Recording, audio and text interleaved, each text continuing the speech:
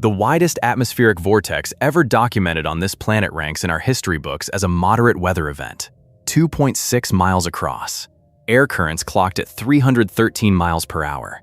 Yet, the official archives categorize this monster as a mere EF3. Think about that. An EF0 rating belongs to events that peel shingles off suburban roofs. That is no simple administrative blunder.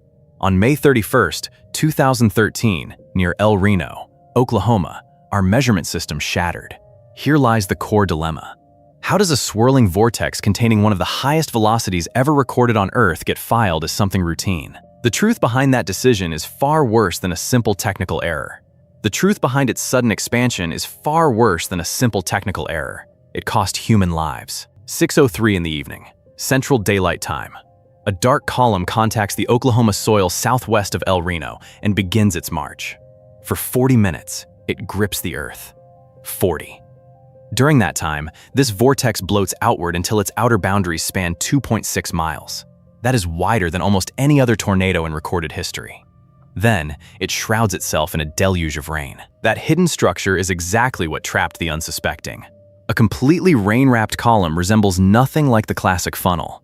It presents as a solid, featureless gray wall. You believe you are looking at heavy rain, not the mechanism of your own destruction. The individuals who grasped this danger best stood closest to the edge. Tim Samaras did not pursue for cheap thrills. Let us discard that myth immediately. Samaras directed a respected scientific endeavor known as TWISTEX.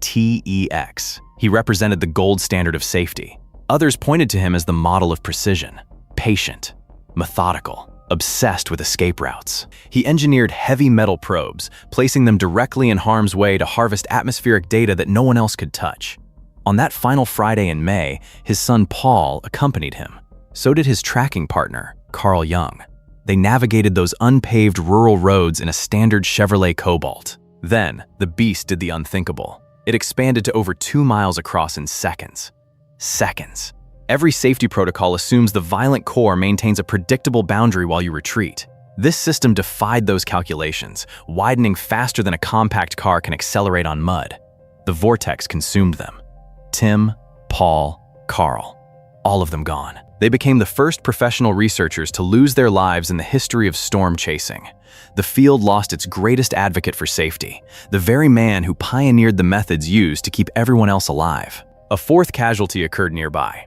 Richard Henderson pursued the system as an amateur. He possessed no scientific funding or support crew. He simply raised his phone, captured a photograph of the approaching wall, and transmitted that image to a friend while driving down a rural road. Minutes later, while on the phone with his friend, the giant swept over him. 4 storm chasers were lost on those dirt roads in under an hour. Yet, if you believe those fatalities represent the most dangerous decisions made that afternoon, you have not looked at the interstate. Mike Betts was broadcasting live to a national audience. He and his team rode inside an SUV when an intense internal sub-vortex caught them. The drafts lifted the heavy vehicle, throwing it nearly 200 yards through the air. They survived. Every one of them. But that near-death experience forced a massive reckoning. The network completely overhauled its field protocols. One terrifying moment, and suddenly the entire industry had to confront a long-ignored question. Why are we placing human beings in front of active disasters just to secure a dramatic shot? But the most dangerous message of the evening did not originate from the field. It came directly from a television studio. Mike Morgan, a prominent local meteorologist with a large viewership, urged viewers without underground shelters to flee in their vehicles. Go south. Get out of its way. Leave now. Consider the physics of that advice in a metropolitan region of over 1 million residents. They followed his instructions. Thousands flooded the roads.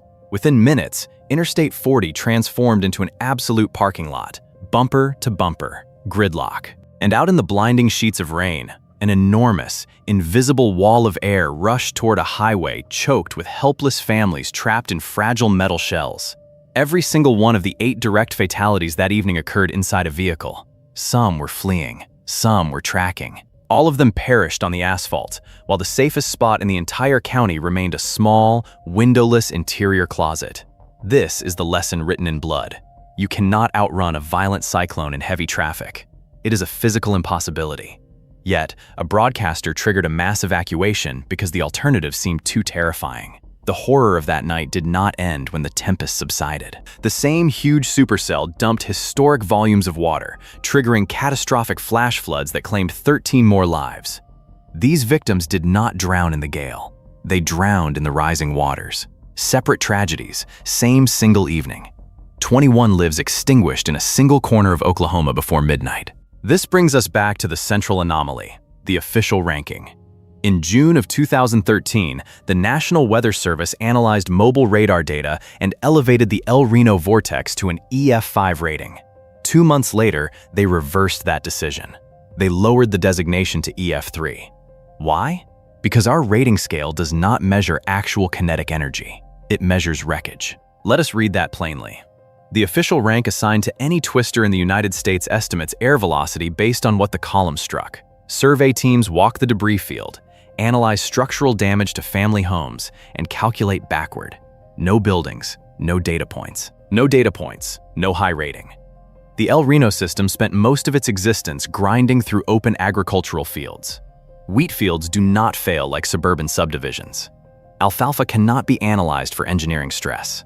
The widest column of rotating air in recorded history received an EF3 rating because it had the geographic courtesy to manifest over vacant pastures. The atmospheric forces were real. The rating was paperwork. This damage-only philosophy remains an archaic remnant of a bygone era. When Ted Fujita designed his original scale in 1971, modern mobile Doppler radar trucks did not exist. Surveying debris was the only viable path. But clinging to this methodology today, when we possess advanced remote sensing, is like a physician ignoring an MRI because they prefer to guess the severity of an internal injury by looking at skin bruising. The system failed because it ignored science. The physical reality, however, was captured on scientific instruments. In 2015, researchers analyzed data from a specialized rapid scan mobile radar unit known as RAXPOL, short for Rapid X-band Polarimetric Radar. The results were chilling. The team confirmed a localized velocity of 313 miles per hour within a sub-vortex. 313. That represents one of the highest wind velocities ever measured, occurring inside a system the archives label as moderate. The internal mechanics of this supercell explain why it was so uniquely lethal. It did not operate as a single column of rotating air. Instead, the tornado behaved as a sweeping parent system, carrying multiple intense sub-vortices orbiting within and around its main core. These satellite funnels spun around the primary axis at velocities exceeding 175 miles per hour. This meant a tracker could remain outside the visible parent funnel and still be struck by an invisible, high-speed vortex completely hidden by rain. That rain-hidden sub-vortex is what caught the TWISTEX team. They did not succumb to recklessness. So the scientific community sought answers.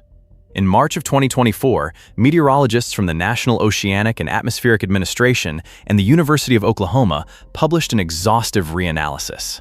Their models calculated the peak velocity somewhere between 257 and 336 miles per hour. That upper boundary matches prior maximum estimates. Same system. 11 years of study. And the closer scientists looked, the more terrifying the reality became. This realization led researchers Anthony Liza, Matthew Flournoy, and Addison Alford to ask a much larger question. How many other major events are we misclassifying? Their findings reveal a systemic failure. More than 20% of all supercell twisters are capable of producing EF4 or EF5 devastation, yet they rarely receive those designations. 1 out of every 5 supercell vortices generates violent wind speeds, yet many get cataloged as minor simply because they hit empty fields. In July of 2026, a study by Liza and Flournoy was accepted by the Journal of Applied Meteorology and Climatology. Their work demonstrates how the application rules of our current scale have manufactured an artificial drought of EF5 ratings. We are not experiencing a decline in violent weather. We are experiencing a documentation bottleneck created by rigid bureaucratic rules. Every graph showing a decline in extreme events is actually measuring changing rules, not the sky. The scientific community finally demanded progress. The American Society of Civil Engineers, alongside the American Meteorological Society, is developing a standard designated as ACE 83. This framework allows the integration of mobile radar observations and forensic engineering into the official rating process. We are moving away from relying solely on looking at broken planks of wood. The rating system is being dragged, slowly, into the modern era of physics. 4 trackers lost on rural roads.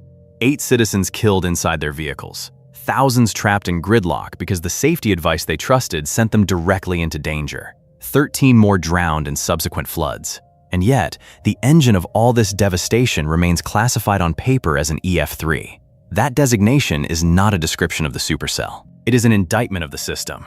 It required the loss of the most meticulous researcher in the field, his son, and their colleague, before the institutions of science agreed to reform the rules. Tim Samaras dedicated his life to collecting the data necessary to protect human lives. He finally got his data, but it cost him everything.